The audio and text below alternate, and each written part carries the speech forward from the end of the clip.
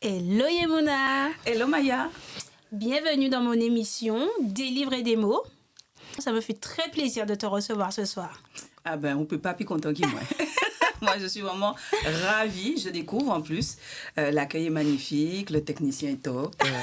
Je sens qu'on va passer un très très bon moment. Et puis voilà, pour faire découvrir Linique et son ouvrage itinéraire du Tibari Viande Salée. Justement, est-ce que tu peux te présenter en quelques mots pour ceux qui ne te connaissent pas encore? On a combien de temps? Parce que pour me demander... Quelques mots. Ah oui, c'est vrai, il fallait rajouter quelques mots. En quelques mots, bah écoute, Yemuna, très polyvalente, multicasquette. Alors celle qui nous intéresse ici, c'est celle d'autrice. Mais ça rentre en fait dans une mission en fait que j'essaie d'accomplir au mieux. Celle qui est d'informer sur la maladie, l'obésité. Celle qui est aussi d'insuffler, comme on dit souvent, comme je dis chez moi en Guadeloupe, c'est limer bobèche là pour ces personnes, leur donner envie de bouger, le backward bon pour rester docteur, ce qui signifie, eh bien, bougez-vous pour rester en santé. J'ai aussi d'autres casquettes, hein, celle bien sûr d'animatrice, ça fait plus de 20 ans que je fais ça, animatrice polyvalente, et également créatrice de contenu autour de la santé et de la culture. Génial. Auteur du livre Itinéraire du Tibari Viande Salée. C'est ça. Peux-tu nous dire les différentes thématiques abordées dans ton livre?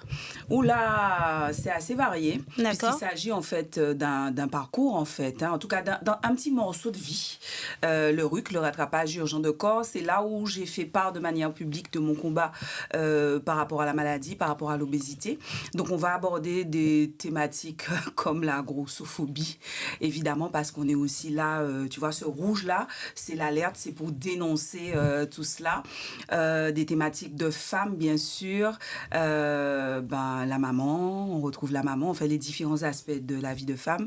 L'animatrice télé, donc on a dit la grossophobie, on a aussi la santé, on a les régimes, on a pas mal de choses, je pense, où les personnes vont me découvrir dans d'autres aspects de ma vie, puisque le personnage Yemuna, c'est un personnage haut en couleur qu'on a découvert à la télé, à la radio, mais il n'y a pas que ça.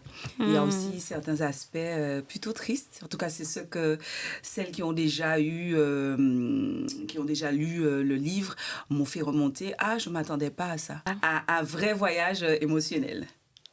Totalement.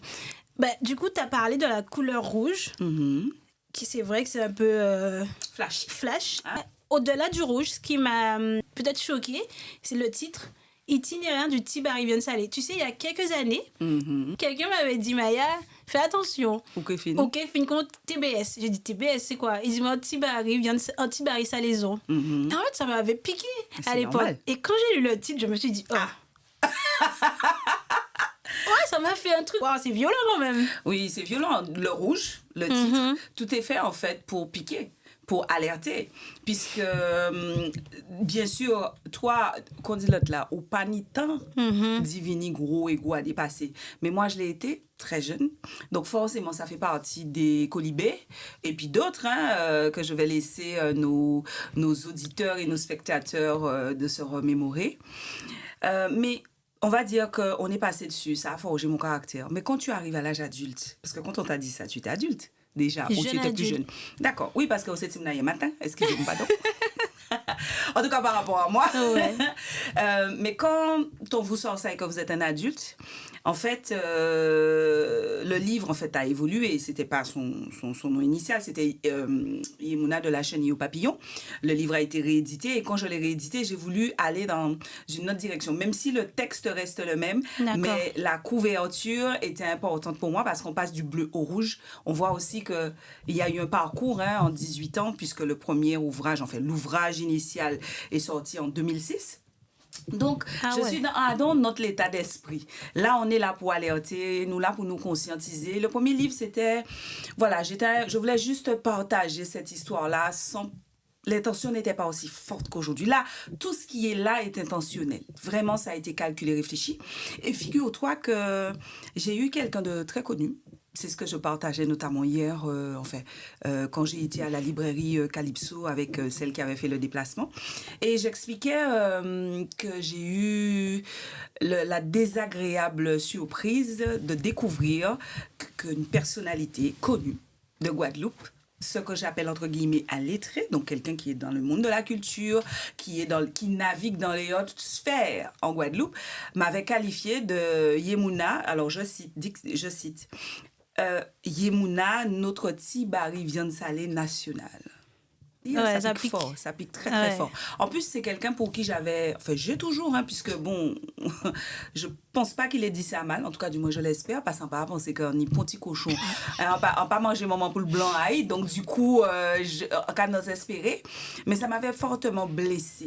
Je n'ai pas eu l'occasion pour le moment de le lui dire, et donc du coup, je sais pas pourquoi, c'est ça qui m'est venu. C'est un peu comme la revanche d'une blonde. Tu lui balances ça à la figure et voilà quoi. Donc en fait c'est pour ça que j'ai mis ce titre là, pour alerter, pour pouvoir justement d'emblée dès la couverture il y a quelque chose à dire, il y a un message à faire passer, tu vois, par rapport à la grossophobie et par rapport à comment ça peut piquer, ça peut choquer de donner des petits noms comme ça aux gens, parce qu'un enfant qui a été affublé d'un tel pseudonyme, et les autres, les DAF, les petits cochons, les baleines, enfin bref, ok, tu vois, ça peut blesser, c'est sûr, mais surtout ça peut rester et créer de gros soucis en termes d'estime de soi, en termes de confiance en soi par rapport à toutes ces personnes. Donc on est là pour choquer, oui, on est là pour alerter et surtout conscientiser ces gens-là pour ça pas arriver encore. Ben, tu vois, déjà le titre, il m'a donné envie parce que je me suis dit, mais pourquoi il dit ça? Et, ben, je te suis depuis toute petite, en vrai. Tout le monde te connaît en Guadeloupe. Depuis toute petite. Mais c'est ça pour pas dire là. Donc ça veut dire pardon. Ben, depuis très longtemps, je te connais. Alors elle insiste.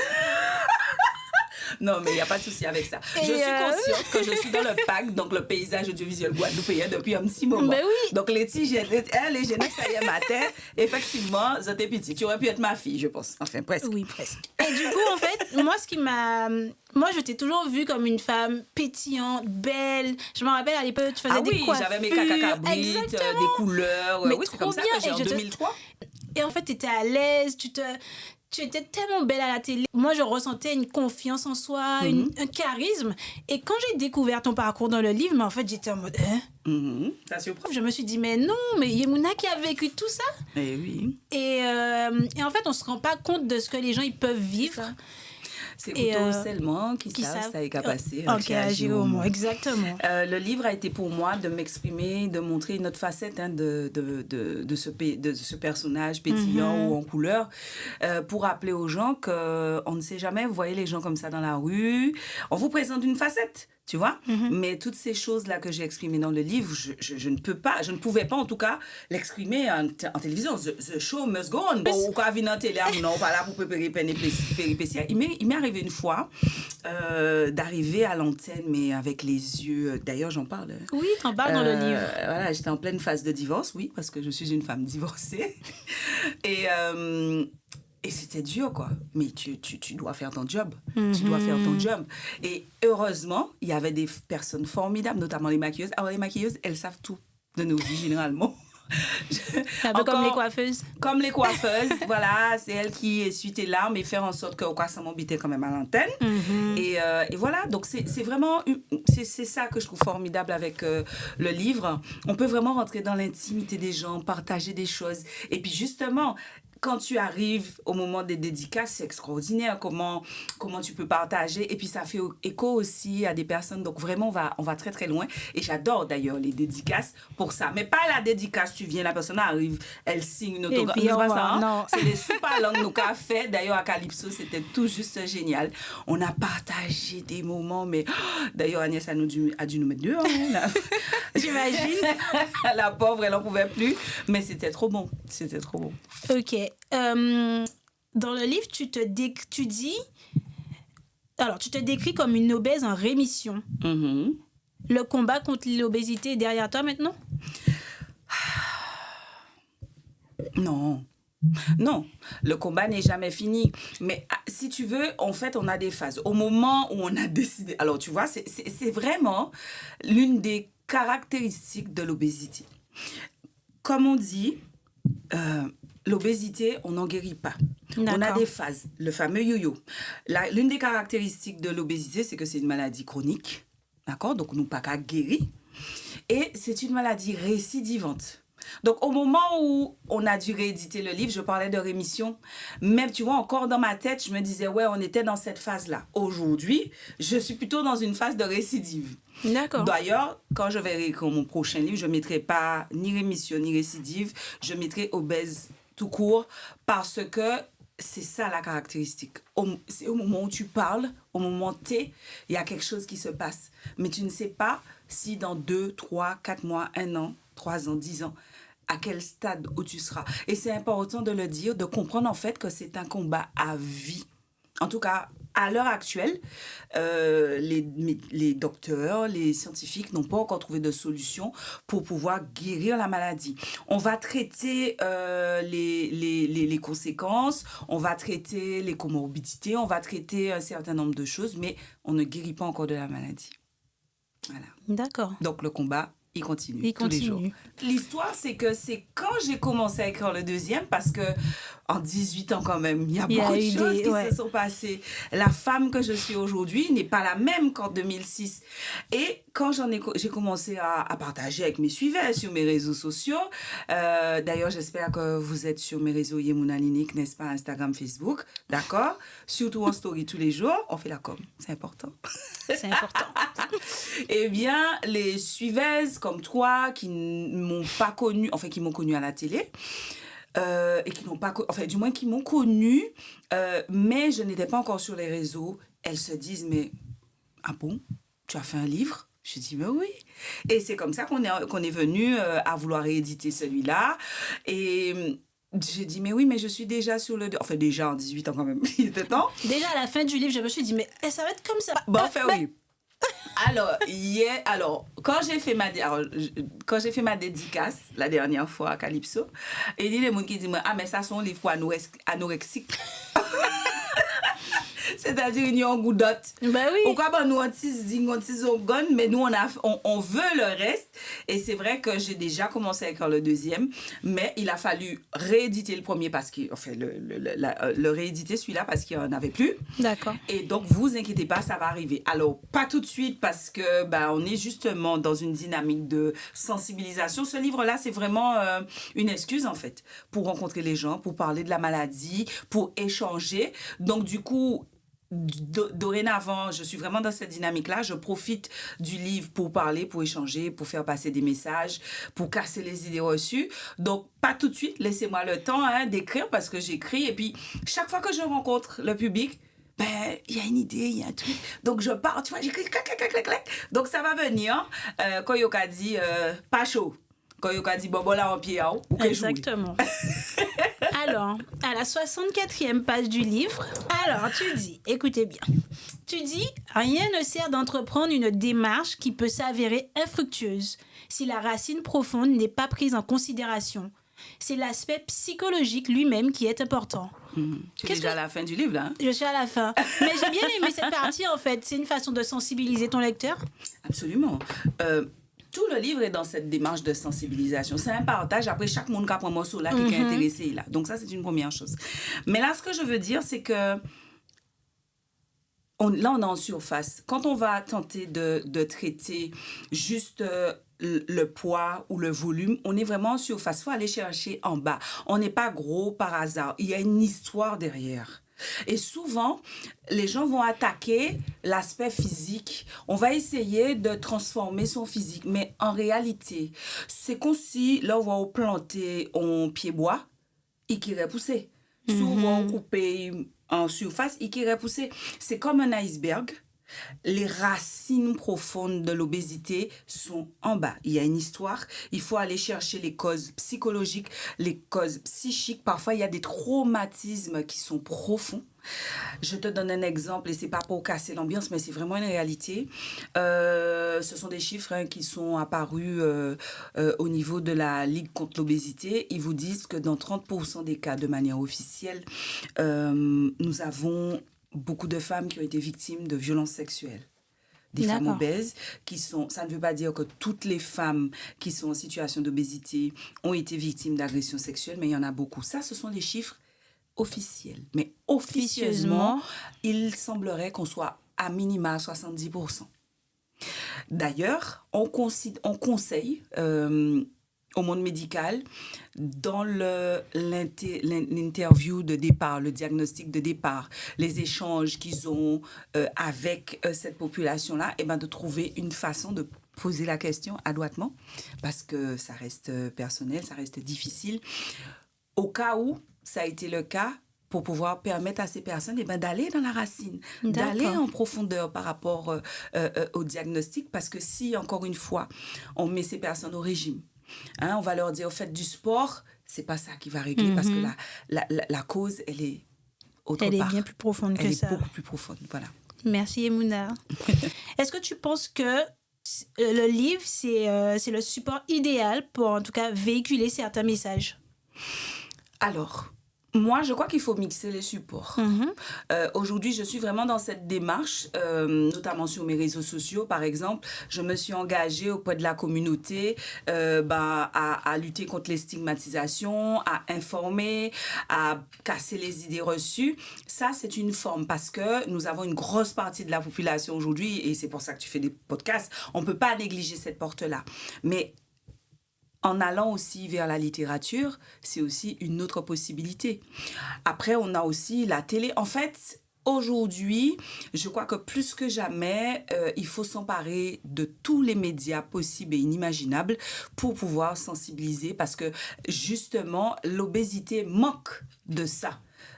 On n'a pas de véritable campagne organisée pour pouvoir sensibiliser la population sur l'obésité. Pourquoi? Parce que pour l'instant, bien que l'OMS ait reconnu l'obésité comme maladie chronique depuis 1997, donc ça reste jeune par rapport à d'autres maladies comme l'hypertension et le diabète, mais il faut savoir, et c'est important de le noter, que l'obésité, au niveau de la sécurité sociale, n'est pas reconnue comme maladie chronique. Donc ça veut dire que les sous ne sont pas encore là. On a énormément de problèmes. Il n'y a pas véritablement de recherche au même titre que les autres maladies chroniques pour l'obésité. Donc, moi, je crois, en tout cas, moi, je multiplie les médias et donc le support littéraire en fait partie, parce qu'on va avoir des personnes qui ne seront pas sur les réseaux sociaux, Exactement, qui n'entendront pas le message via la télé, mais en tout cas, Yokeli, là, ils vont être sensibilisés là. Donc, idéal, non, c'est pas ça le propos. Pour moi, il faut avoir des sources multiples pour pouvoir toucher le maximum de personnes. Très bien. Et du coup, quel est ton rapport à la lecture? Est-ce que tu lis beaucoup? Je n'ai pas été sensibilisée à la lecture depuis très jeune. D'accord. Mais un beau jour, je ne sais plus comment, j'ai compris. Notamment quand j'ai commencé je crois que je suis tombée sur un bouquin de développement personnel il y a très très longtemps, parce que la fille elle n'est pas toute jeune.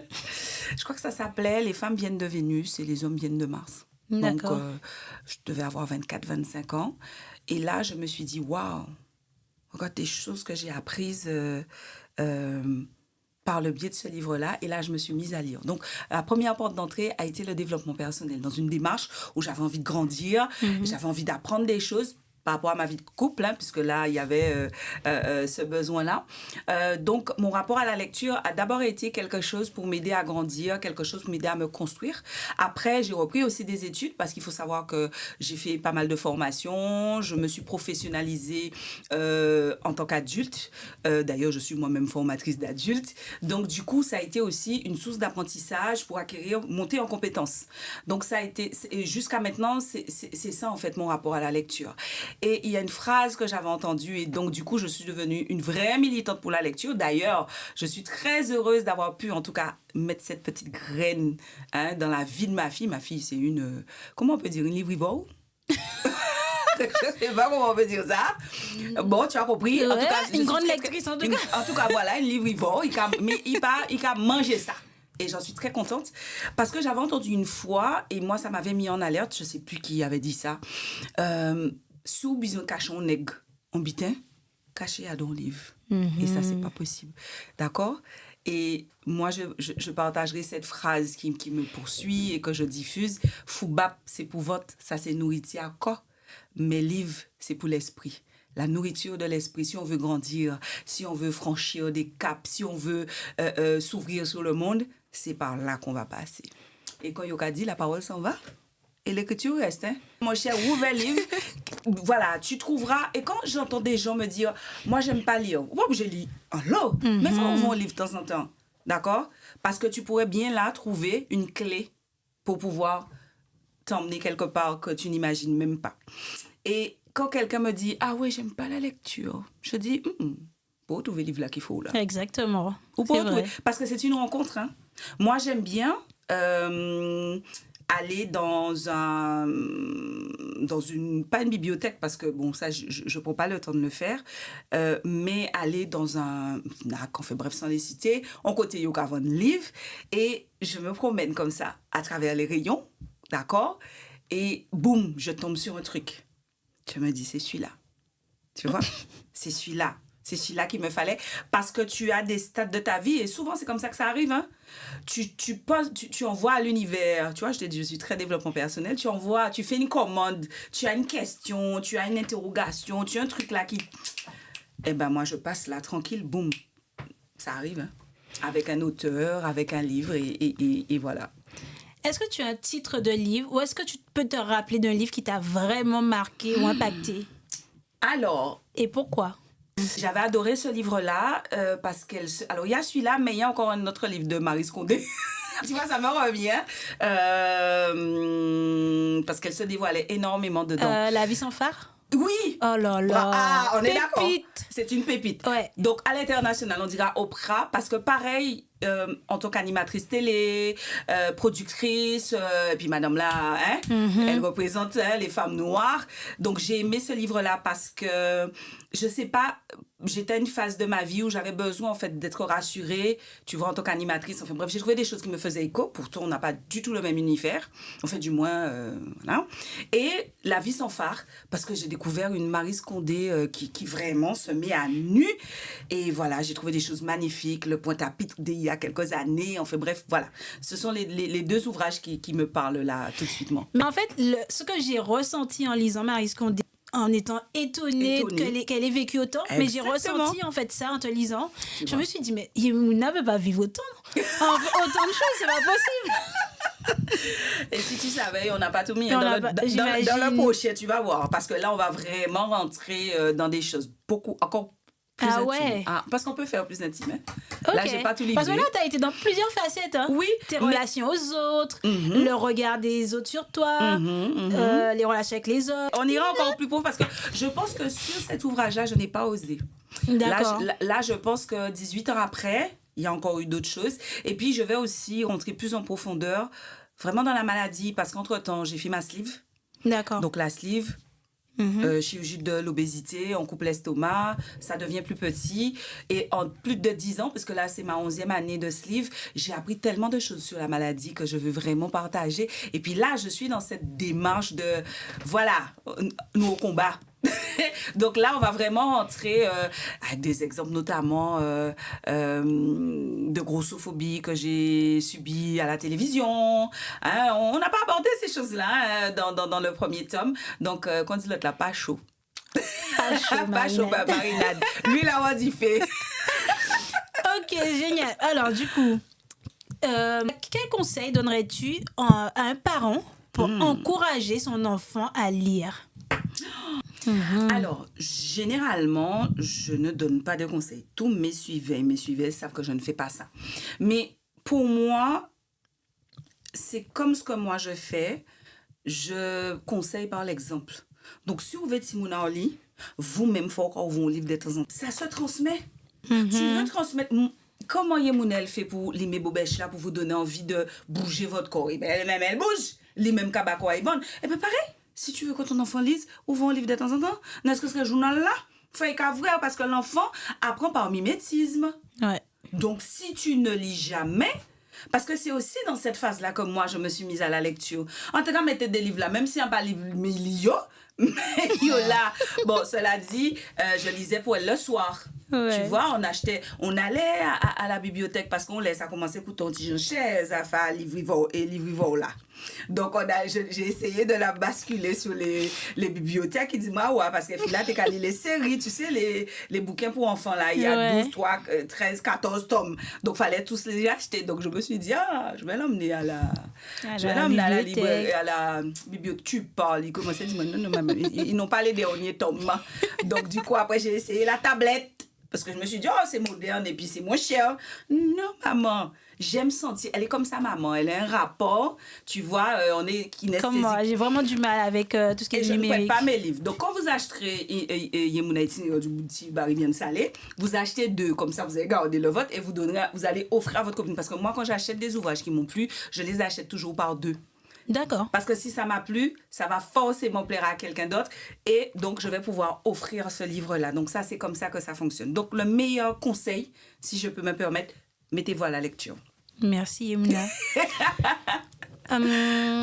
Qui aimerais-tu retrouver sur la page Maya Kofi? Alors, écoute, elle est déjà là.